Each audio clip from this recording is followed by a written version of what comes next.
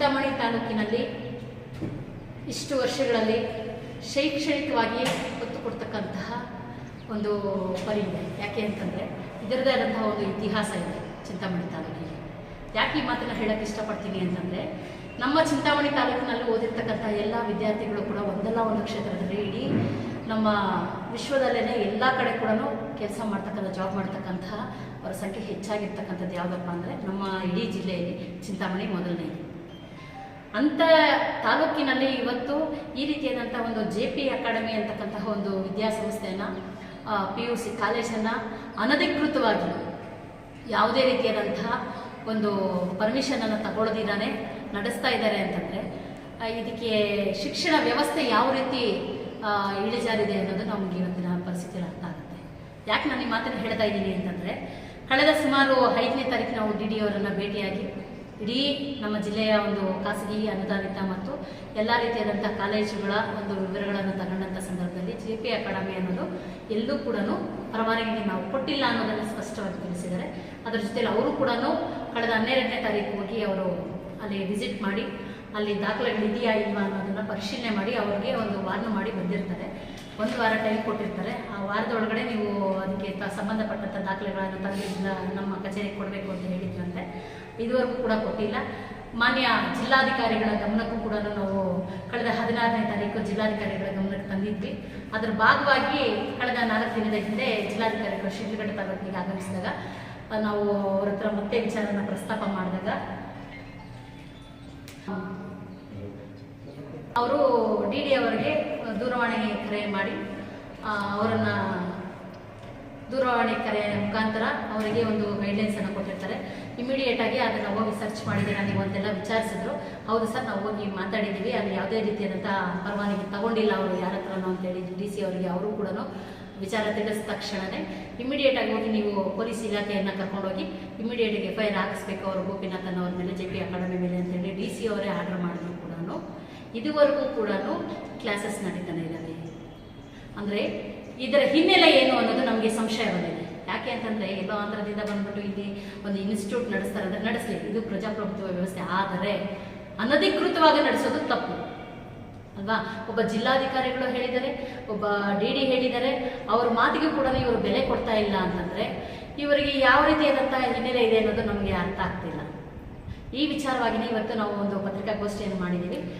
ಮುಂದುವರೆದ ಭಾಗವಾಗಿ ನಮ್ಮ AV ವೆಂಕಟರಾಮ್ ಅವರು ಮಾತಾಡ್ತಾರೆ. ಚಿಂತಾಮಣಿ ನಗರದ ಮೋರ್ ಮಾಲ್ ಆಪೋಸಿಟಲ್ಲಿ ಒಂದು ಕಿಂಗ್ಫಿಷರ್ ಬಾರ್ ಪಕ್ಕದಲ್ಲಿದೆ ಸರ್.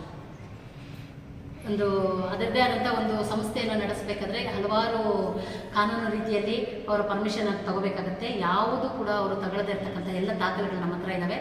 ಅದನ್ನು ಅವರು ಅನಾವರಣ ಮಾಡ್ತಾರೆ. ಸೊ ಅಡ್ರೆಸ್ ಬಂದುಬಿಟ್ಟು BB ರೋಡು, ಬೆಂಗಳೂರು ರೋಡಲ್ಲಿ ಮೋರ್ ಮಾಲ್ ಆಪೋಸಿಟಲ್ಲಿರ್ತಕ್ಕಂತಹ JP ಅಕಾಡೆಮಿ. ಅದರ ಮುಖ್ಯಸ್ಥರು ಬಂದು ಗೋಪಿನಾಥ್ ಅಂತೇಳಿ. ಸೊ ಅವರು ಅನಧಿಕೃತವಾಗಿ ಮಾಡಿರ್ತಕ್ಕಂಥದ್ದು ಅದನ್ನು ನಾವು ಕಾಲೇಜು ಅಂತ ಕನ್ಸಿಡರ್ ಮಾಡಲ್ಲ.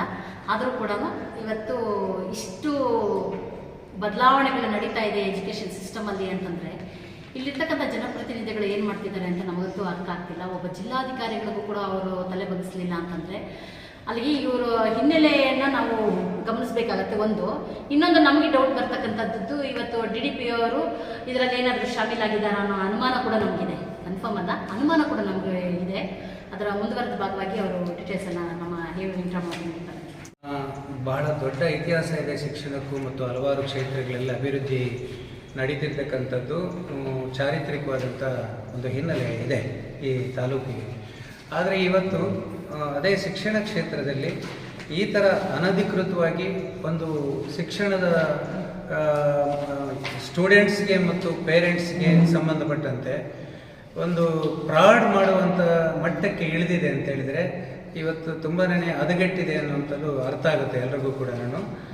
ನಾವು ನಮ್ಮ ಕನ್ಸರ್ನ್ ಏನಂತ ಹೇಳಿದರೆ ನೇರವಾಗಿ ವಿಷಯ, ಇಲ್ಲಿ ವಿದ್ಯಾರ್ಥಿಗಳನ್ನು ಮೋಸ ಮಾಡಿ ಅವ್ರನ್ನ ಯಾವುದೇ ಪರ್ಮಿಷನ್ ಇಲ್ಲದೆ ಇಲಾಖೆಗಳಿಂದ ಅಥವಾ ಕಾನೂನುಬದ್ಧವಾಗಿ ಲೀಗಲಿ ಯಾವುದೂ ಕೂಡ ಪರ್ಮಿಟ್ ಇಲ್ಲದೆ, ಅನುಮತಿ ಇಲ್ಲದೆ ಇವತ್ತು ಕಾಲೇಜನ್ನು ಆರಂಭ ಮಾಡಿ CET, NEET ಇತ್ಯಾದಿ ಕೋರ್ಸ್ಗಳು ಪ್ಲಸ್ PUC ಇದನ್ನು ಕೂಡ ಆರಂಭ ಮಾಡಿಕೊಂಡು ನಡೆಸ್ತಾ ಇರ್ತಕ್ಕಂಥದ್ದು ಗೊತ್ತಾಗಿದೆ. ಮತ್ತು ಅವರು ಅದಕ್ಕೆ ಅಲ್ಲಿ ಬಸ್ಸುಗಳು ಕೂಡ ರೂಟ್ ಮೇಲೆ ಬಿಟ್ಟು ಸ್ಟೂಡೆಂಟ್ಗಳನ್ನು ಕರೆತಂದು ಅಲ್ಲಿ ಕೂಡಿ ಹಾಕ್ಕೊಂಡು ಪಾಠಗಳನ್ನು ಮಾಡ್ತಿರ್ತಕ್ಕಂಥದ್ದು ನಮ್ಮ ಗಮನಕ್ಕೆ ಬಂತು. ಸಮಾಜ ಪರಿವರ್ತನಾ ಸಂಘಟನೆಗೆ ಬಂತು ಮತ್ತು ನಮ್ಮ ಇತರೆ ಜೊತೆಗಾರ ಸಂಘಟನೆಗಳನ್ನು ಕೂಡ ಸೇರಿಕೊಂಡು ಚರ್ಚೆ ಮಾಡಿ ನಾವು ಅಲ್ಲೊಂದು ವಿಸಿಟನ್ನೆಲ್ಲ ಕೊಟ್ಟು ನೋಡಿದಾಗ ನಮಗೆ ವಿಷಯ ಗೊತ್ತಾಯಿತು. ಆನಂತರ DD ಅವರ ಗಮನಕ್ಕೆ ನಾವು ತಂದ್ವಿ, ಅಧಿಕೃತವಾಗಿ ಅವರಿಗೆ ಅಹವಾಲನ್ನು ಕೊಟ್ಟು ನಾವು ತಂದಿದ್ದೀವಿ.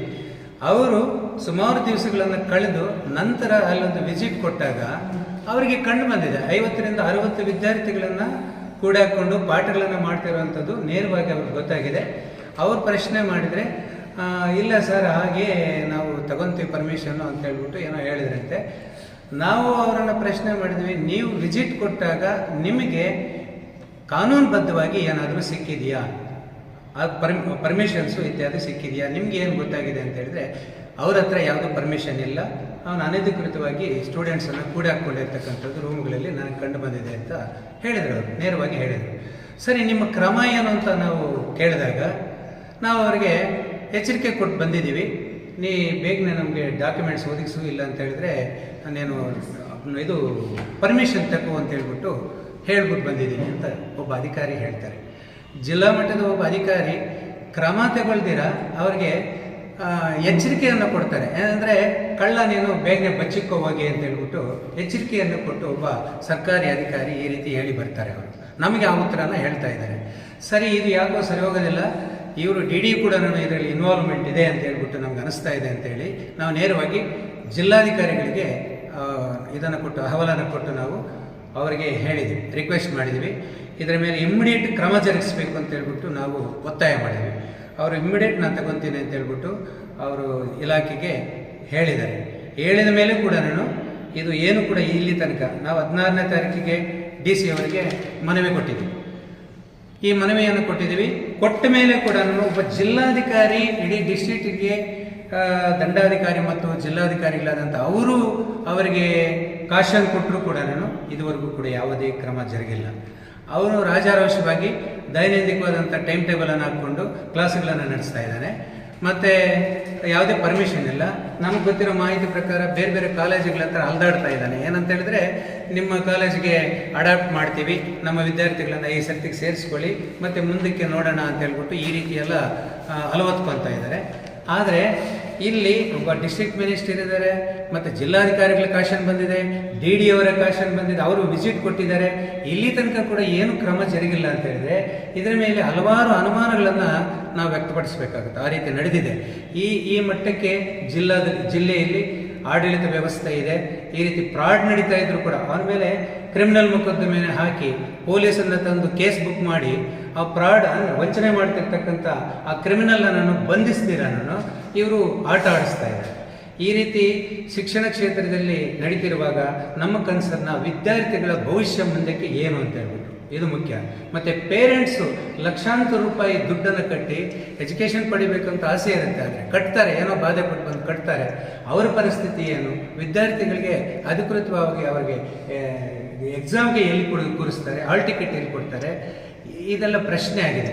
ಆದ್ದರಿಂದ ಇದರಲ್ಲಿ ನಾವು ಮೇಜರಾಗಿ ಒಂದು ಅವನ ಮೇಲೆ ಕ್ರಿಮಿನಲ್ ಕಾನೂನು ಕ್ರಮ ಜರುಗಬೇಕು, ಒಂದು ಇಮ್ಮಿಡಿಯೇಟ್ ಅವನ ಮೇಲೆ ಬಂಧಿಸಬೇಕು, ಕ್ರಮ ಜರುಗಬೇಕು ಒಂದು. ಆಮೇಲೆ ಆಡಳಿತ ಎಚ್ಚೆತ್ತುಕೊಂಡು ಇದರ ಮೇಲೆ ಏನೆಲ್ಲ ನಾನು ಎಚ್ಚರಿಕೆ ವಹಿಸಬೇಕು ಅದನ್ನು ವಹಿಸಬೇಕು. ಮಕ್ಕಳ ಭವಿಷ್ಯಕ್ಕೆ ಅವರು ಬಂದು ಇಂಟರ್ವೆನ್ಷನ್ ಆಗಿ ದಾರಿ ತೋರಬೇಕು. ಫಸ್ಟು ಆಡಳಿತ, ಎಜುಕೇಷನ್ ಇಲಾಖೆ. ಅದೇ ರೀತಿಯಲ್ಲಿ ಪೇರೆಂಟ್ಸ್ ಇದರ ಬಗ್ಗೆ ಎಚ್ಚೆತ್ಕೋಬೇಕು ಅಂತೇಳಿ ಈ ಮುಖಾಂತರ ನಾವು ಮನವಿ ಮಾಡ್ತಾ ಇದ್ದೀವಿ. ಪೇರೆಂಟ್ಸ್ಗೆ ಗೊತ್ತಿಲ್ಲ, ಪಾಪ ಅವರು ಇಗ್ನೋರ್ ಆಗಿದ್ದಾರೆ, ಗೊತ್ತಿಲ್ಲ. ಆದ್ದರಿಂದ ಪೇರೆಂಟ್ಸ್ ಒಂದು ಕಡೆ ಎಚ್ಚೆತ್ಕೋಬೇಕು, ಅವನ ಮೇಲೆ ಕ್ರಿಮಿನಲ್ ಮೊಕದ್ದಮೆ ಹೂಡಿ ಕ್ರಮ ಜರುಗಿಸಬೇಕು ಅಂತ ಹೇಳ್ಬಿಟ್ಟು ಅದಕ್ಕೆ ಬೇಕಾದಂಥ ದಾಖಲೆ ನಮ್ಮ ಹತ್ರ ಇದ್ದಾವೆ, ಅದನ್ನು ಪ್ರೆಸೆಂಟ್ ಮಾಡಿ. ಇನ್ನೊಂದು ವಿಚಾರ ಏನು